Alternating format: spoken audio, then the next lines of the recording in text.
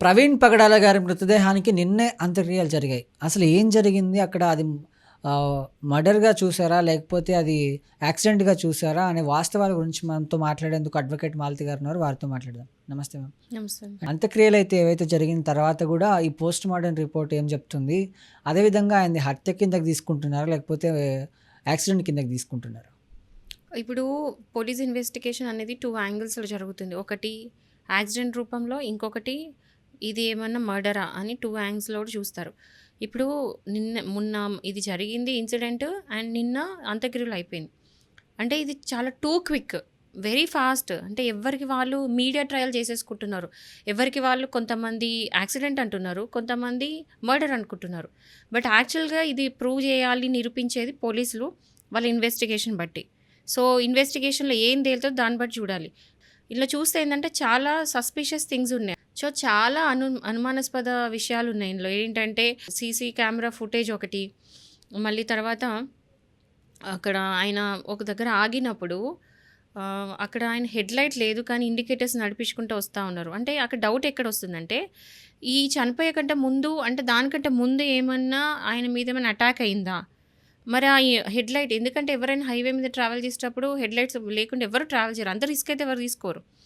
So ఇక్కడ దానికంటే ముందు ఏమైనా అటాక్ అయిందా, మరి ఆ టైంలో ఏమైనా హెడ్లైట్ అనేది పగిలిందా అనేది ఒక కోణం. ఇంకోటి ఏంటంటే ఆయన బాడీ మీద బైక్, అంటే ఆ బండి ఆయన మీద టోటల్గా ఇట్లా పడిపోయి ఉంది. అంటే మీరు పిక్చర్స్ చూస్తే ఇట్లా మీద పడిపోయినట్టుంటుంది, అదొకటి. ఇంకోటి ఆయన బాడీ దగ్గర బ్యాంబూస్ ఉన్నాయి, అంటే ఒక కట్టెలాగా ఉన్నాయి, దానికి మొత్తం రక్తం మరకలు ఉన్నాయి. మళ్ళీ ఇంకోటి ఆయన షర్ట్ మీద ఎవరో తన్నినట్టు షూది మార్క్ ఉందంట. అంటే ఆ ముద్ర, అది ఆయన షర్ట్ మీద ఇట్లా ముద్ర పడిపోయి ఉంది, ఆ షూ కొట్టినట్టు. ఇప్పుడు అంత క్లియర్, ఇదైతే క్లియర్ ఎవిడెన్స్. ఎందుకంటే ఇప్పుడు ఆయన ట్రావెల్ చేసుకుంటూ వస్తూ ఉంటే ఆ ముద్ర ఎట్లా పడ్డది, అంటే అది షూ మార్క్ అనేది ఎట్లా పడ్డది షర్ట్ మీద. ఇది మెయిన్ లీడ్ ఈ కేసులో. షమీ అనే పర్సన్ నుంచి ఆయనకి థ్రెటనింగ్ కాల్స్ వచ్చినాయి, అంటే బెదిరింపు కాల్స్ వచ్చినాయి. ఇట్లా చంపేస్తా అని చెప్పేసి, వాళ్ళ మతం గురించి ఈయన ఏదో మాట్లాడని చెప్పేసి చాలా బెదిరింపు కాల్స్ వచ్చినాయి.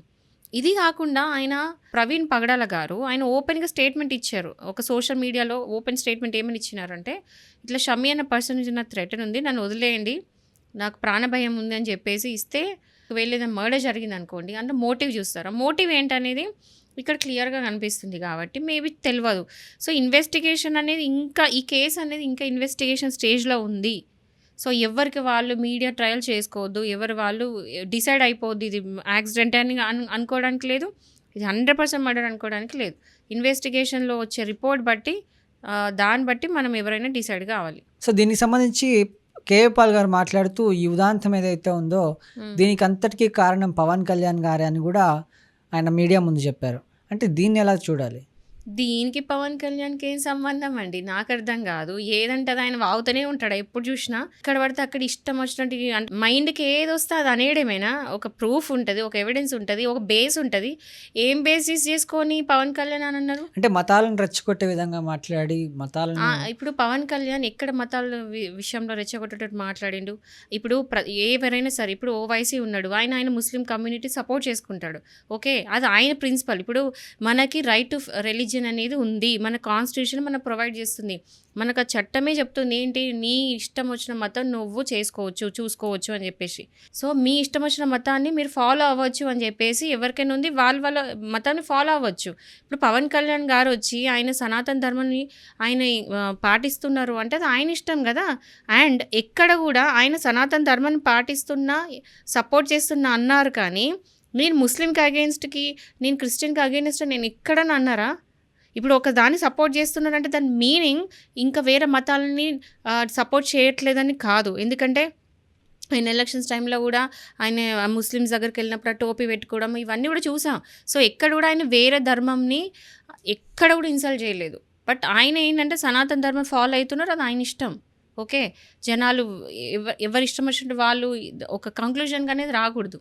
కానీ అక్కడ కేఏ పాల్ అంటుంది ఏంటంటే, ఇంత ఒక పబ్లిక్ రెస్పాన్సిబుల్ పర్సన్ అయిన ఒక స్పోక్స్ పర్సన్, అదేవిధంగా ఒక మతానికి సంబంధించిన పెద్దగా వ్యవహరించే అతను, అలాంటి అతను చనిపోయినా కూడా పవన్ కళ్యాణ్ ఎలాంటి స్టేట్మెంట్ ఇవ్వలేదు, కనీసం దాని గురించి ఆరా తీయలేదనేది ఆయన చెప్తున్నారు. సో దీన్ని ఎలా చూడాలి? పవన్ కళ్యాణ్ మన పోలీస్ ఇన్స్పెక్టర్. అక్కడ ఇన్సిడెంట్ దగ్గరికి వెళ్ళి ఆయన ఆరాధీసి చెప్పడానికి, ఆయన గబ్బర్ సింగ్ సినిమాలో బయట ఆయన ఏంటి ఒక పొలిటీషియన్. ఓకే, ఇప్పుడు ఆయన ఏం చేస్తారు, ఇన్వెస్టిగేషన్కి ఆయన ఒక పొలిటీషియన్ లాగా, ఒక లీడర్ లాగా గవర్నమెంట్లో ఉన్నారు కాబట్టి ఆయన ఏం చెప్తాడు, పోలీసులకు వెళ్ళి ఇన్వెస్టిగేషన్ చేయండి అని చెప్తారు. అది ఆయన డ్యూటీ అక్కడ వరకు. ఇప్పుడు ఇన్వెస్టిగేషన్ కూడా కాలేదు, ఏం లేదు, ఇంత ఎర్లీగా ఇంత ఫాస్ట్గా ఆయన ఎందుకు ఒక స్టేట్మెంట్ ఇవ్వాలి? ఇన్వెస్టిగేషన్ అయ్యేవారు వెయిట్ చేయాలి కదా. ఇప్పుడు ఆయన వచ్చి యాక్సిడెంట్ అన్నా ప్రాబ్లమే, ఆయన వచ్చి ఒకవేళ ఇది మర్డర్ అన్న ప్రాబ్లమే, అక్కడ కూడా కాంట్రవర్సీస్ అనేవి అయితే అసలు ఇంత త్వరగా ఆయన ఒక స్టేట్మెంట్ ఇవ్వాలని ఎక్స్పెక్ట్ చేయడం అందరూ తప్పు. ఓకే, ఆల్రెడీ చంద్రబాబు నాయుడు గారు ఆల్రెడీ ఇన్వెస్టిగేషన్ గట్టి చేయండి, ఇందులో ఎవరు ఉన్నవాడు వదిలిపెట్టద్దు అని చెప్పేసి డీజీపీ హరీష్ కుమార్కి ఆర్డర్స్ ఇచ్చారు. సో ఆయన అదే పనిలో ఉన్నాడు. ఒక ఇన్వెస్టిగేషన్ రిపోర్ట్ వచ్చాక, ఏదైనా తెలిసాక స్టేట్మెంట్ ఇచ్చినప్పుడు ఒకవేళ ఏమన్నా అగెయిన్స్ట్గా స్టేట్మెంట్ ఇస్తే అప్పుడు మాట్లాడండి. ఇంత ఫాస్ట్గా ఇంత క్విక్గా ఎందుకు డిసైడ్ అవుతున్నారు? అక్కడ ఉన్నటువంటి కొంతమంది పాస్టర్లు కూడా ఏమంటున్నారంటే, అంటే అక్కడ క్రిస్టియన్స్కి ప్రొటెక్షన్ లేదు, క్రిస్టియన్ ఎవరైతే ఉన్నారో క్రైస్తవులకి ఈ ప్రభుత్వం కానీ వీళ్ళెవరూ సపోర్ట్ చేయట్లేదు, మా మీద ఇంకా ఎక్కువ దాడులు జరిగే ఇది కనిపిస్తుంది అని వాళ్ళు అంటున్నారు. అజయ్ బాబు గారు కావచ్చు, వీళ్ళంతా. సో దీన్ని ఎలా చూడాలి?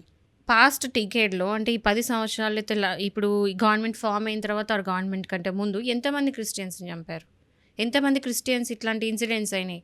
ఇప్పుడు క్రిస్టియన్ నేను ఎందుకు హైలైట్ చేస్తున్నారు? అక్కడ క్రిస్టియనా, హిందువా, ముస్లిమా అనేది కాదు, ఒక పర్సన్ చనిపోయాడు, దానికి మతం అనేది అంటించొద్దు. అనవసరం కమ్యూనల్ రైవలరీస్ అంటే మత విభేదాలు అనేది క్రియేట్ చేయొద్దు. ఇక్కడ మతం అనేది లేదండి. ఇక్కడ ఏంటంటే ఒకటే, ఒక పర్సన్ చనిపోయినప్పుడు ఒక పర్సన్ ఐడెంటిటీ పక్క పెట్టి ఒక పర్సన్ చనిపోయినట్టు చూడండి. అంటిల్ ఇన్వెస్టిగేషన్ రిపోర్ట్ వచ్చిన తర్వాత, ఒక రిపోర్ట్ వస్తే చూడండి, ఒకవేళ నిజంగా మతం కోసం అయిందని క్లియర్గా నిర్ధారించిన తర్వాత మాట్లాడాలి. ఇప్పుడే ఏం జరగ ముందుకే ఏం తెలియకుండానే మతం అని అంటివద్దు. ఈ మధ్యలో ఏ జరిగినా కూడా మతం అంటించడం ఒక ఫ్యాషన్ అయిపోయింది. అది ఏమవుతుంది, దానివల్ల అనవసరంగా మత విభేదాలై హిందువులు కొట్టుకోవడం తప్ప ఏం జరుగుతుంది? అనవసరమైన క్రియేట్ చేయొద్దు. ఇదే నేను చెప్పేది. పక్కన పెడితే మొత్తానికి కోర్టు ఏ విధంగా చూస్తుంది ఈ చర్యని, ఎలాంటి చర్యలు తీసుకుంటుంది? ఇప్పుడు ఇది జస్ట్ స్టార్టింగ్ స్టేజ్లో ఎఫ్ఐఆర్ ఫైల్ అయింది. ఓకే, ఇప్పుడు పోలీస్ అనేది ఇప్పుడు ఎవరైతే అయ్యో ఉంటారో, ఇన్వెస్టిగేషన్ ఆఫీసర్ ఉంటారో, వాళ్ళు వెళ్ళి అక్కడ ఇన్సిడెంట్ ఆఫ్ అఫెన్స్ దగ్గరికి వెళ్ళి అక్కడ ఏం జరిగిందని చూస్తారు. ఇప్పుడు మనం తీసుకున్న కొన్ని క్లూస్ అయితే ఉన్నాయో, కొన్ని లీడ్స్ ఏదైతే మాట్లాడుకున్నామో ముందు, ఆ క్లూస్ అన్ని వాళ్ళు చూస్తారు. దాన్ని బట్టి ఇది యాక్సిడెంటా లేకపోతే మర్డరా, మరి ఒకవేళ మర్డర్ చేపిస్తే ఎవరు చేపించారు, ఫోన్ కాల్స్ రికార్డ్ చేస్తారు, ఆయన దానికంటే ముందు ఎవరితో మాట్లాడరు, ఇంకా ఈయనకి శత్రువులు ఎవరు, అవన్నీ కన్సిడర్ చేస్తారు. సో ఆ క్లూస్ అన్నీ పట్టుకొని మళ్ళీ మెయిన్ చూసేది మోటివ్ ఏంటి, మర్డర్ చేయడానికి మోటివ్ ఏంటి, ఇవన్నీ చూసి ఇన్వెస్టిగేషన్ ఆఫీసర్ కోర్టుకి వెళ్ళి ఛార్జ్షీట్ తీసుకెళ్ళి ఫైల్ చేసిన తర్వాత అప్పుడు కోర్టులో ప్రొసీడింగ్ అనేది స్టార్ట్ అవుతుంది. ఒకవేళ ఇది మర్డర్ అనుకోండి, బిఎన్ఎస్ యాక్ట్ సెక్షన్ 112 అనేది ఉంటుంది. సో ఆ మర్డర్కి సంబంధించింది ఏదైతే పనిష్మెంట్ ఉంటుందో ఆ పనిష్మెంట్ చేసిన వాళ్ళు పడుతుంది. లేదు యాక్సిడెంట్ అయితే ఇది యాక్సిడెంట్ కేసులోనే చూస్తారు. ఓకే, ఏదైనా సరే ఇన్వెస్టిగేషన్ ఆఫీసర్ ఇచ్చే రిపోర్ట్ మీద డిపెండ్ అయి ఉంటుంది. అండ్ కోర్టు కూడా అంత ఈజీగా ఏం వదలదు, ఎందుకంటే ఇప్పుడు ఇది చర్చనీయ అంశం కాబట్టి, ఒకటి చాలా అంటే హాట్గా నడుస్తున్న టాపిక్ కాబట్టి ఎవరు కూడా ఈజీగా వదిలేరు. ఎందుకంటే చంద్రబాబు నాయుడు గారు సీఎంఏ ముందుకు వచ్చి ఇన్వెస్టిగేషన్ ప్రాపర్ చేసి ఎంత తొందరగా అయితే అంత తొందరగా రిపోర్ట్ ఇవ్వాలని చెప్పడం జరిగింది. సో ఇన్వెస్టిగేషన్ అయ్యేదాకా కొంచెం ఓపిక పట్టండి, అయిన తర్వాత మీరు ఏమైనా చేసుకోండి, ఇమీడియట్ ట్రయల్ అనేది ఆపేయండి. సో ఇలాంటి ఫ్యూచర్లో జరగకుండా ఉండాలంటే కొన్ని మతాలకు సంబంధించి కానీ, కొన్ని కులాలకు సంబంధించిన కానీ బహిరంగంగా కొన్ని ఓపెన్ స్టేట్మెంట్లు ఇచ్చే విధానానికి పూర్తిగా తెర దింపాలి అనే కోణంలో కూడా ఆలోచిస్తున్నారు. దీనికి మీరేమంటారు? మన కాన్స్టిట్యూషనే మనకిస్తుంది రైట్ టు రిలీజియన్. మీరు ఏ మతాన్నైనా పాటించవచ్చు, మీరు ఏ మతంకి సంబంధించిన కస్టమ్స్ అయినా మీరు పాటించవచ్చు, మీరు ఏ విధంగా అయినా మీరు చేసుకోవాల్సిన ప్రేయర్స్ అన్నీ మీరు చేసుకునే అవకాశం కాన్స్టిట్యూషన్ క్లియర్గా ప్రొవైడ్ చేసింది. సో రైట్ టు రిలీజియన్ అనేది ప్రతి ఒక్కరికి ఉంటుంది. బట్ కండిషన్ ఏంటంటే మన మతాన్ని పాటించిన తర్వాత మన వల్ల వేరే మతాలకి ప్రాబ్లం చేయొద్దు, వేరే మతాలకి ఇన్సల్ట్ చేసే విధంగా, వాళ్ళని బాధ పెట్టే విధంగా మనం చేయొద్దు. ఇంకొకరు ఇబ్బంది కాకుండా చేసేంత వరకు ఎవ్వరికి ఏ ప్రాబ్లం ఉండదు. సో, ఇక్కడ ఓపెన్ స్టేట్మెంట్స్ అంటే ఇప్పుడు చూడండి మనం ఎంతోమంది ఇప్పుడు ఎగ్జాంపుల్ ఏందంటే ఇప్పుడు శివరాత్రి వచ్చింది. ఇప్పుడు హిందువులు ఏం చేస్తారు? రాత్రంతా కూర్చొని జాగరణ చేస్తారు. ఓకేనా?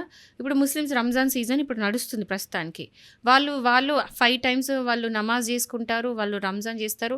ఎంతోమంది హిందువులెళ్ళి హలీం అనుకుంటా, షీర్ కుర్మా అనుకుంటే ఇష్టంగా తింటారు.